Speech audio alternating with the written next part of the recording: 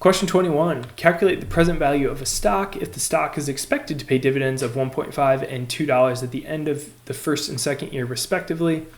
At the end of the second year, the stock is expected to sell for $25. Assuming that the required rate of return is 12%, that's going to be our discount rate. The stock's intrinsic value is. So we're going to be using our calculator here to calculate this, specifically the cash flows function. So we're going to come into the cash flows function. Always make sure to hit that second and clear work before you get started so you don't have any stray cash flows in there. So our cash flow zero here is going to be zero because this isn't like a corporate finance project where we're having any initial outlay. Essentially, we're just using the cash flows function to discount our dividends and future stock price back to the present value. So cash flow 1 is going to be 1.5, which is given at right here for the first year. And then for cash flow 2, it's going to be 27 because we're selling the stock and we're receiving this $2 dividend. So we're getting 25 plus 2 coming in. Make sure we don't have any other cash flows in there. So for them from here, we'll go to our net present value calculation, plug in 12 for our interest rate, which is going to be that discount rate. And then from here, we scroll down and we'll hit compute. All you have to do is hit compute. And that comes out at 22.8635, which is going to line up right here with answer A for us. Question 22. According to the efficient market hypothesis, consistent abnormal returns using technical analysis most likely works in A, weak form efficiency. So we're going to rule this out. All technical analysis is using is price information, and weak form efficiency assumes that past pricing information is priced in. So we could technically use fundamental analysis to outperform here, but not technical analysis.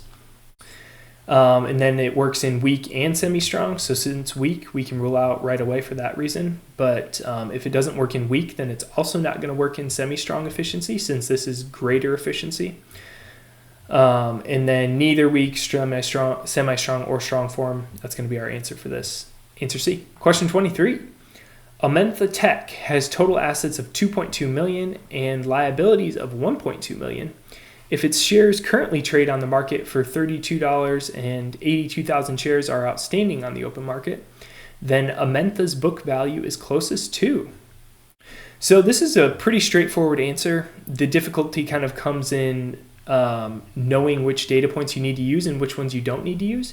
Book value is just going to be our assets minus liabilities, which are given at 2.2 and 1.2 million. So this market information is not needed for the answer here. So we get $1 million, which is going to correspond to answer B. If we were looking for Amenta's market value, that's when we would want to be using the stock price and shares outstanding. But since we're looking at book value, that's going to be just given by the numbers on the balance sheet. Answer B. Question 24. Given the following information, so we've got stack A, B, and C, opening price, ending price, dividend, and then some volumes here. The total return of this equally weighted index is closest to 30%, 40%, or 50%. So these this equally weighted index essentially means we have equal parts in stocks A, B, and C. So what we can do here is we're going to calculate the returns of all three of these independently. And then we can add up those returns and then just divide by 3. And that's going to give us our average return, which is the same as equal weighted return. So those returns are going to be calculated as such. So we're going to be taking ending price plus dividend in every case. And then we're going to divide by that opening price, which is $10 for each stock, and then subtract out 1 to get that return. So for A, we get 0.5, B, we get 0.4, and C, we get 0.3. So that equal rate return is just going to take all 3 of those, add them up, and then divide by 3, gives us 0.4 or 40%. Answer B. Question 25. Which of the following is most likely a similarity between common and preferred shares? A, both have voting rights. We can rule that out. Typically, common shares are going to have voting rights, but preferred shares will not. So both are not going to have voting rights. B, both make fixed periodic payments. We can rule that out too. That can be a little tricky. Preferred shares will have fixed periodic payments, and sometimes common shares will as well if they if we're invested in a stable dividend paying company. However, there's no obligation to pay those, so there's not necessarily any obligation, and I don't think you shouldn't normally invest in a common stock expecting fixed periodic payments. And then C, both can have put and call features. That's going to be our answer here. We can have derivatives, all types of different derivatives, puts, calls on all different types of shares.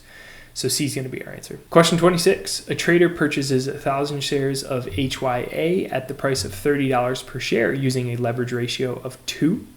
So a leverage ratio of 2 means we're using half debt, half equity essentially. If the maintenance margin is 25%, then the stock price at which the trader will receive a margin call is closest to. So we've got equity per share of $15 per share at this leverage ratio. Our margin call is going to be equal to the debt, the amount of debt that we took on. So since we had $15 per share of equity, we also have $15 per share of debt. So that's going to be plugged in right here. And then we're going to be dividing that by 1 minus our maintenance margin. So that maintenance margin is going to be 25%. So this denominator will be 0.75. I've got some other info down here, just kind of explaining that. But basically what this ends up being is 15 divided by 0.75, which is $20. So if the stock price falls from 30 to 20, that's when we would get our margin call. Answer C. Question 27. Using the Gordon growth dividend discount model and assuming that R is greater than G, which is greater than 1%, what would be the effect of a 1% decrease in both the required rate of return and the constant growth rate on the stock's current valuation? Assume there is no change to the current dividend payment. So will the current valuation would increase, decrease, or remain unchanged? So I think the easiest way to do this is to just pull in the formula and plug in simple numbers and see what happens. So our DO, let's walk through the full formula. So price, which is essentially our valuation, intrinsic value, is going to be dividend payment now, which I'm going to assume is 10. And it says that remains unchanged across both options. And then we're going to multiply that by 1 plus G. In option 1, I'm saying G is 5%, and then G is 4% in number 2. And then that's going to be divided by R minus G. So R is going to be that discount rate or required rate of return. We'll say 7% in this instance, and then that falls by 1% to 6%. And then our G is going, again, 5% falling to 4. So when we do that, we get 525 in the original valuation. And then in the new valuation, we get 520. So essentially what happens here is the denominator remains unchanged. So this is going to be 0.2 no matter what. The difference is the same. So the reason this is going to fall is because our dividend is growing at a smaller rate. So our numerator, this is going to be a slightly smaller number than here. So this is going to be B, valuation is going to decrease. Question 28. Which of the following is a correct statement regarding the advantages of the asset-based valuation models? They, A, take into account current or expected cash flows, earnings, or growth rates. We can rule that out right off the bat. This is going to be some type of cash flow or discounted cash flow model.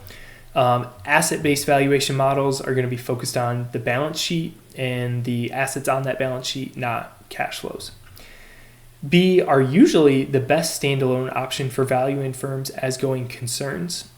Again, this one's going to be incorrect. A firm that's continuing as a going concern essentially means they're going to keep operating as a business. And if something, a company is going to keep operating as a business, we want to know their cash flow and earning power, not just what assets they have on the balance sheet. They may have a bunch of real estate, for example, that doesn't generate them any cash flow, but where they have their offices housed and whatnot. But maybe that's worth a lot, but maybe the firm is actually not making any money or losing money. So that's where those two valuation models could kind of diverge. C, are particularly useful in valuing firms that are heavy in current assets and light in intangibles. That sounds like it will be our answer, and we can be confident in that after ruling the other two out.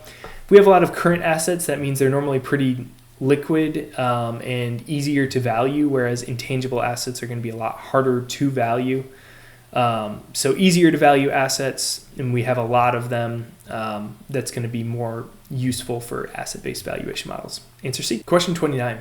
During the year 2010, an index portfolio benchmarked to a newly formed equity index generated a total capital gain of $125, while cumulative dividend generated by index securities amounted to $50. The total price of the constituent securities at the end of the period was $1,250. The total return of the index portfolio is closest to. All right, so our total return, ignoring this first line first, is going to be ending price plus dividends. And then we're going to be dividing that by the starting price. So we're given ending price at $1,250, and then we're given dividends of $50. We need to solve for starting price. While we're not given starting price, we're given the capital gain of $125. So we just need to subtract that ending price minus $125, gives us $1,125. So now we have all three components. We can plug these in, and we get $1,250 plus 50 in the numerator. Divide that by the starting price, $1,125, and subtract 1 to get it in percentage or decimal terms. Gives us 0.1556, which corresponds to answer C, 15.56%. Question 30. The exhibit below illustrates the limit orders outstanding on a market books following a large order's arrival. So we've got 3 different buyers here and their bid size. So these are basically the market maker orders outstanding. And so bid is essentially what they would be willing to buy at, so what we'd be selling at. And then offer size is the market makers on this end. So this is what we would be buying at, and this is what the market maker would be selling at. So when it says seller, that's referring to the market maker on this side, buyer referring to the market maker on this side. Kim Toyama submits a day order to buy 18 contracts. So this Kim is buying 18 contracts, so we're going to be looking at the offers. She's buying, so we need to look at the market makers that are selling. Limit 50.3. Toyama's average trade price is closest to. So we want to buy 18 contracts, but the limit is 50.3. So we're going to start at the lowest price for her and then go down the line. So we've got offers at we've got 7 at 50.2, so 7 of those contracts will get filled there. Then we've got 8 contracts at 50.3, which is the limit. So we've got 8 that'll get filled there. And then we have, so right now we have 15 of the 18 that have gotten filled, but it's going to stop there. We're not going to be able to fill anything below or above 50.3 since that was our limit. And so only 15 of these 18 contracts are going to get filled. So that leads us to our average trade price calculation, which is going to be based on those 15 contracts, not 18. So we bought 50 times 7. So essentially this whole offer we bought. Then we bought this whole offer, so 50.3 times 8. And then we get a total number there. And then we'll divide that by 15 to get that weighted average trade price, which is going to be 50.2533. Answer B.